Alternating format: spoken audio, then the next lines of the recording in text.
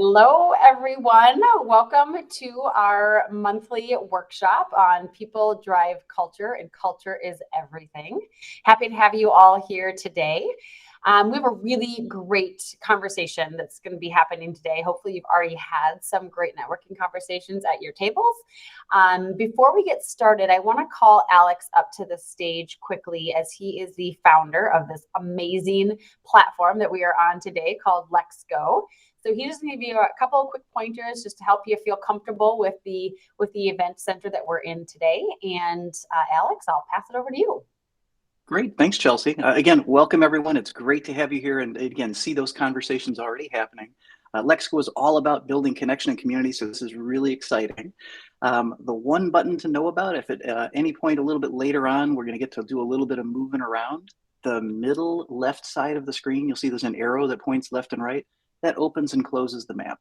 Now, don't do it now, but if you then click the join button, the same way you jumped into a table, that's how you'll move around. So that's really all you've got to know. Recommend maybe when the speakers on stage are talking, go ahead and mute yourself. But other than that, have a great time today. Awesome. Thanks, Alex. So before we dive into our main content, I want to just touch base. This is kind of our cornerstone that we are working around within these workshops, which is our impact model.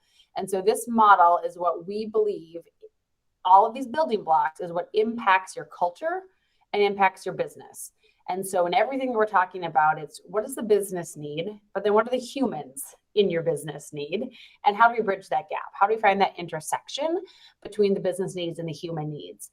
And so every one of these building blocks, we need to be thinking about that. What does the business need? What do our people need in order to be successful with this building block? So the building block we're talking about today is brand. And so you can see that's up in the external layer, second from the top.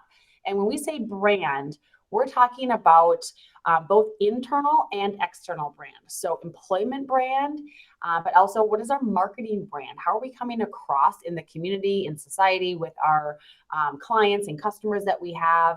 And what we feel is that culture is what's really building up that brand. And so when we came across Foundations First Marketing, who's going to be presenting today, their values and their thought process on marketing and brand aligned so closely with ours that we knew we had to have them come on and share their thoughts and their background on marketing. So today we're going to spend a lot of time talking about making confident marketing decisions, even though you're not a marketing expert. So I'm assuming the vast majority on this call are not marketing experts. If you are, awesome. Share your thoughts and insights with the people at your table. But the intent is that a lot of us don't have a deep understanding of what is marketing, what works, how do we manage if we're outsourcing our marketing, how do we manage that? How do we know if they're doing a good job? What are the questions we should be asking? So those are some of the things we're going to be digging into today. So I'm going to call our panelists on to stage.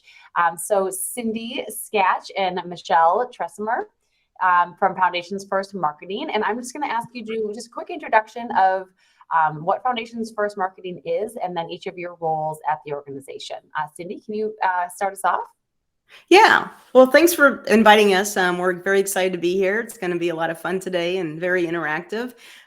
Foundations First is where we do exactly what the name implies. We help our clients we guide them through understanding their foundations and the next step of building that so they can have the guidance to build a strategy.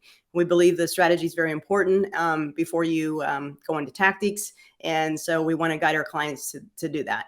I'm the fractional CMO, and that's how I guide our clients from a strategic standpoint, and I work with the C-suite. And then my business partner is Michelle, and Michelle can explain further. Sure. I am the other side of that. So Cindy's fractional CMO way up here in hierarchy. I'm kind of the weird person who looks at strategy and figures out how to execute on that strategy. So I call myself an execution strategist. So what to do, how to get to that higher level. I love that. So since this is geared towards non-marketing experts, help us understand, sometimes marketing can seem very mysterious, right? What is it? What does it all include? What works? What doesn't work? Can you help us kind of, we're going to dig into this a lot more as we go through this workshop, but can you help us just at the get-go kind of demystify what marketing is? Cindy, can I take this one? Yeah, you go ahead and take it. I get asked this all the time. People start talking to me about, oh, I've got social media. I have all this stuff happening. At the root of what marketing actually is, okay, this is going to sound crazy simple. You sell something, you sell it to solve some problem that exists, right? Presumably, you sell something to solve a problem. All marketing does is get you in front of the people who have that problem so you can solve it. Like, that's it. It's the most efficient way to get in front of those people. So marketing is just a tool we have. Oh, I love it. And we talk a lot about tools. We need to have a lot of different tools in our toolbox to support our businesses and support our people. And this is one that is really helping to support the business. And then, of course, the people that are in the business too. So awesome. So let's kick this off here. Why do marketing decisions often go sideways? That is the best question. I love leading with this. When we don't have a way to make decisions, so we have no way to say, yes, this is a good idea or a bad idea, the decisions go sideways and we make decisions based on gut feeling or, oh, that sounds fun, let's go do that. If anybody's wired like a visionary, like I am, it's shiny object syndrome. I get so excited. I will spend a week down a rabbit hole that does not serve my business, but boy, is it fun to do, right? I'm sure we've all been there. But what this does is cost you a ton of time and money, right? And it can derail an entire team. If there's any CEOs, leadership people on this meeting today, hopefully there are. If you're distracted, you're going to get your team distracted because they want to please you, right? So this is how they go sideways. Next slide. Great. So hopefully these look familiar. I would bet money that you've asked these questions at least a couple times over the years. These are all real questions, including the one about, should I hire my niece as a social media intern this summer? Cindy and I have gotten that one. Sometimes it's, should I hire, my cousin for this position? These are weird questions, right? But if you don't have a way to answer them, you could spend, 6 months trying to develop your content calendar for a blog that one day you just woke up and said, we should have a blog. Why don't we have a blog? You can see where if you started doing all of these things, they're just scattered, right? You have no reason. Well, and I see this happening in our clients when we're working with them on, their strategy and where should we go. We spend all this time thinking about our strategy of like big picture where we're going. But then when it gets to rubber hits the road, like how are we actually going to make this happen? It's like, oh, let's try this. Let's try that. It's like, it's a scattered approach. And there's not the strategy behind all of the marketing side of this and how we're showing up in front of our clients of really showcasing what it is that we have to offer and how it's going to help them. Absolutely. Yeah. And I think it's really important to establish the strategy before you even go down these paths. Otherwise, you end up wasting time and money and being very inefficient about what you're doing there. So it's so important to like pull it back up to the top and the focus of the business. But Michelle's going to talk a lot more about that. Yeah. Awesome. Let's dig into that. Awesome. We just talked about marketing and what it is. And I mentioned tools and Chelsea mentioned tools. This is how Cindy and I approach marketing. It's really 20 core marketing functions. And this is, your toolbox. These are all the tools we have to use. But this is where decisions go sideways. You'll notice that most businesses start with that outer ring. These should all look very familiar to people. It's what technology are you using, social media, search engine optimization, your website, your paid ads. These are all of the things, the stuff, right? It's the fun, we call them fun, execution tasks, but they're all on that outer ring. So you think, oh, we need to write a blog post. So you look over at content marketing, or we should do social media, or some agency is going to give us a free SEO audit. We should do that because it's free. You don't stop to think, oh, that's going to take my staff all week to get them the info they need for this free. Like, it's not free, right? It's a distraction. On the more expensive side of things, maybe you're bored with your website and you think, we really need a new one. The problem with this approach is you don't have a way to say, should we do a new website? You just kind of think, I'm bored with it. Is it going to delight your target market? Yeah, it probably will. But is that the best use of your resources? Well, then even also thinking like, what are you going to, yes, maybe you do need to redo the website, but what are you going to put on the website, Right. right? Like, are the words and the pictures and the start, like, does that matter? Does that align? Like, just making it look Exactly. flashier, that's not getting you a whole lot. Yes. So yeah, that's the exact point. You're going to spend all this time and money on all of these things, right? How do you prioritize all of this stuff? You know, I could look at anybody's assets on this call, absolutely anyone, and rattle off 10 things I think you should do to improve your marketing. Should you go back and execute all 10 of these? Probably not. Because you need to prioritize, right? What is going to move you forward the fastest? Okay, but we're going to talk about what does forward mean, right? Let's go to the next one. This is going to save you tens of thousands of dollars. It saves our clients. I'm going to show you the trick. All right.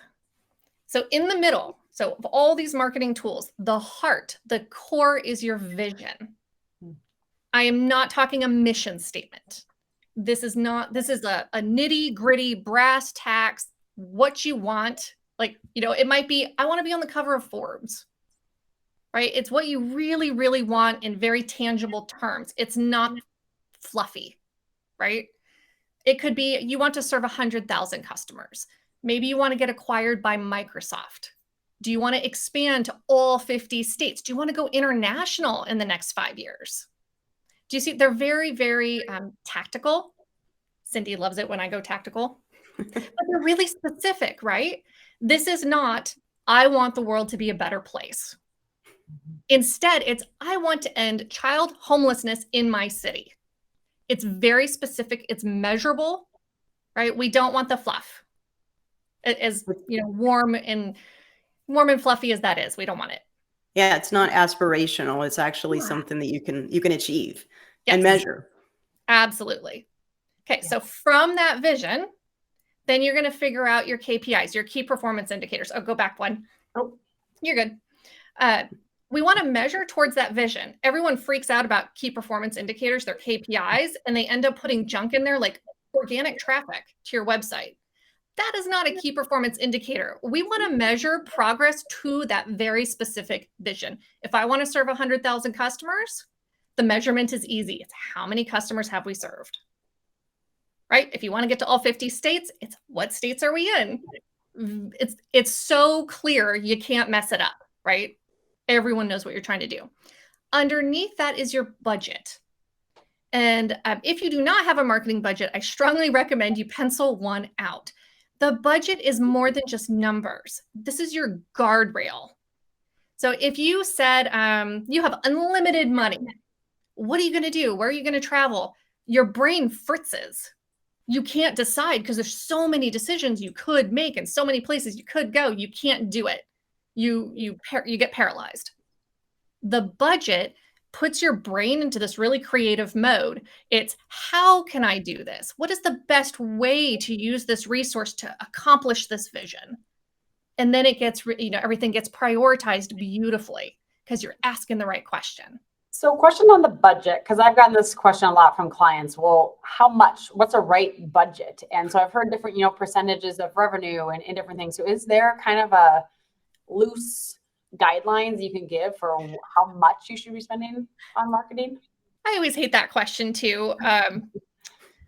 There are all of those guidelines. I don't personally like them. We have clients who are 50 mil revenue who have no one in their marketing department and they spend next to nothing. It completely depends on industry. Cindy, what do you? Yeah, I was going to say also, it depends on, you know, that's why we walk through our clients through where they are today, what their purpose, how they're going to find their target markets, their ideal customers. It, like Michelle said, it might not mean they need to spend money. So if you just go by a formula that says, okay, X amount of revenue, that's not, and then they're going to spend a lot of money on lead generation, and that's not really getting them to their goal. It's more about being strategic and finding out what is going to be best to help them find the ideal customers and tell their story. So we don't like to have a cookie cutter approach. We say it depends. Yeah, absolutely. All right, let's go to the next ring out. Okay, so if your vision's in the middle, the next ring out is what we call them. It's like management functions, right? And hopefully you're familiar with a lot of these terms too. Everybody talks about target markets. This also includes what products you sell, what products and services you're offering, right? but you're approaching it with the vision at the middle. So it's not, oh, we should sell all these widgets. It's what products and services are going to get us closer to that vision. A big exercise Cindy and I like to do with clients is list out all of the products and services you sell now and go through and figure out which ones are going to get you closer and which ones are not. Maybe 80% of the time, there are things that they are trying to sell that are way off base and a distraction. So you can shut those off. Right? Same with target markets. People who are trying to serve everyone. No, you're going to serve no one. So which target markets do you want to talk to that are going to get you closer to that vision? Okay. Makes sense? Makes sense. Okay. So then when you have the vision and you've got all these management pieces in place, you know your target markets, you know what you're going to sell, you've got your brand message dialed in. Only then do we get to that outer ring, right? Now we can talk about this fun, the execution tactics. But here's the difference. It's not, should I go to ABC trade show? Now you're shifting your thinking. You're saying, what trade shows should we invest in that are going to get us closer to our vision? Okay, so you're focused on the vision, not the doing of the task. And it's really hard to get stuck in the doing of the task because it's fun and you're bombarded with agency messages and ads and software all telling you, you got to do the thing, right? It's all about the task. It is not. The task is a tool to get you to the vision. Well, I would add, if you're just focusing on doing the task, I mean, you risk spending a lot of money on something that's not appropriate for you and then reaching the wrong audiences, saying the wrong thing. I mean, it just goes down this path that's not fun. I use TikTok as an example because, it's huge right now. And B2Bs have asked us, should we be on TikTok? Because they want to do it because it's fun, right? But if they don't have a vision, how am I going to tell them that's a wrong move? Because they're not going, like they have no direction. So there's no way to say yes or no. But if you have a vision, you can quickly ask, is TikTok going to get us closer to getting in all 50 states? How is it going to do that? Yeah. It's amazing to have that shift, right? Well, and when you start at the core, right, of what is our vision? What are we aiming for here? What are we trying to get to? Yeah. And then who's our target market? What are we offering? And then what exactly are you going to say in which, tech option that we're utilizing, social or whatever it is? So many times, if we don't start at the core, we are unintentionally targeting the wrong clients. And then that's when we get these clients that are not ideal clients, that aren't a fit for what we're offering. And it doesn't work well for us or for them. It's not fun. It's not effective. It's not impactful. And so I think just you start from the core, you start from what really matters, and you work this. I mean, this just makes perfect sense to me. And I think because I am a strategy, right? So I always start with strategy. Where are we going? How are we going to get there? And then the execution. So that's why I said we just align so closely on this. I just love it. Awesome. Okay, so we're going to show you how to do this. It's crazy simple, but it's not easy. So go to the next one. Okay.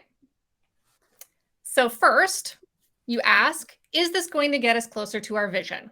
So for anything, do you need a new website? Do you want to go to the trade show? Any of those questions, right? Do we need to offer a new product? Is it going to get us closer? Second, and this speaks to opportunity cost, if anyone's an econ major out there, is there somewhere else you can spend your time and money that's going to get you there better? Okay, so I'm going to give you a quick little story. I was doing some pro bono consulting for a nonprofit a few years ago. During our kickoff meeting with the entire board, the executive director proudly stands up, really tall, and he says, Michelle, I know marketing. I'm doing awesome. I write a blog post a week. Because to him, that was it. It was content marketing. He wanted to write his blog post, so proud of it. And it was lovely. It was a great blog, right? And usually leadership is really hard to get content out of, so I was thrilled. But I'm also strategic. So I dug a little deeper. And I asked, how long does it take to do that blog post? He said 4 hours a week. The executive director, so like the CEO, spending 4 hours a week on a blog. Being the data nerd I am, of course, I go to look at what are we getting for that 4 hours from the executive director? 8 to 10 views. Lifetime of each blog post. And you got to know some of those are him, right?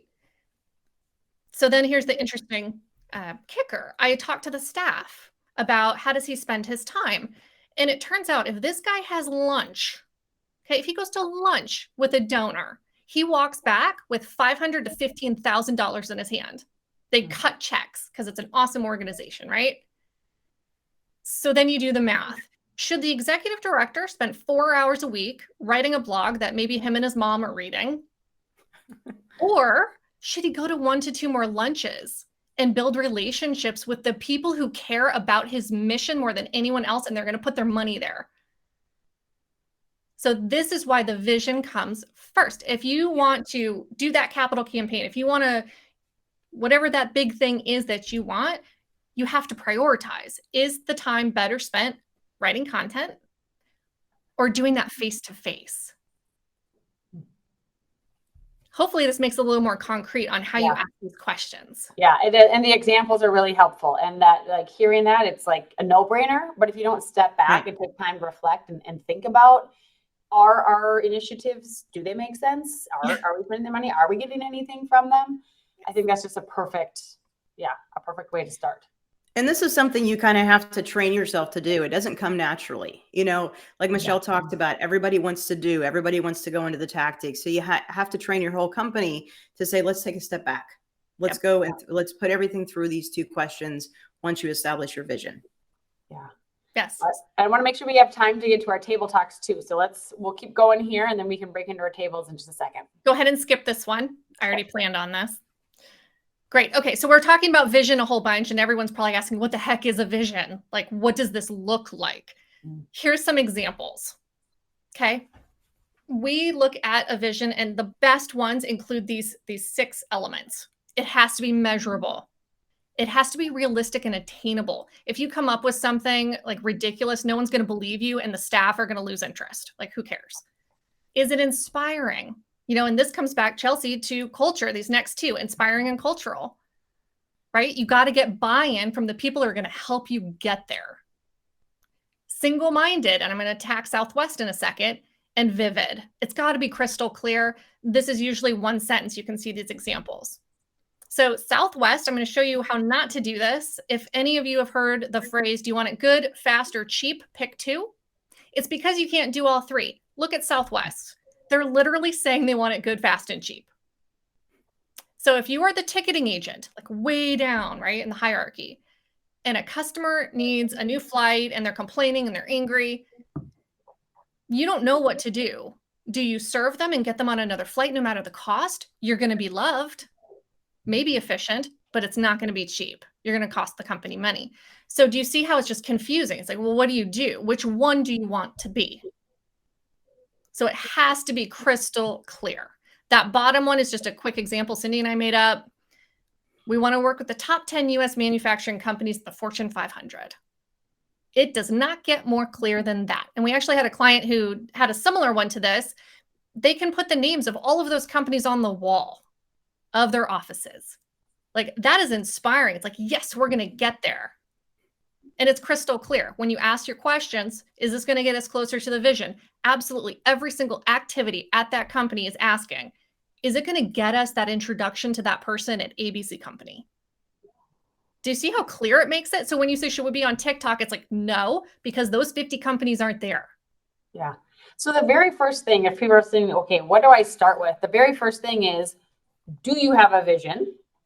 Right, that everyone's aligned with, the leadership team is aligned with, and the rest of the company knows. Yep. And if you do, then move on to the next ring. But first, we need to have that vision, that strong, concise vision that has these different components to it.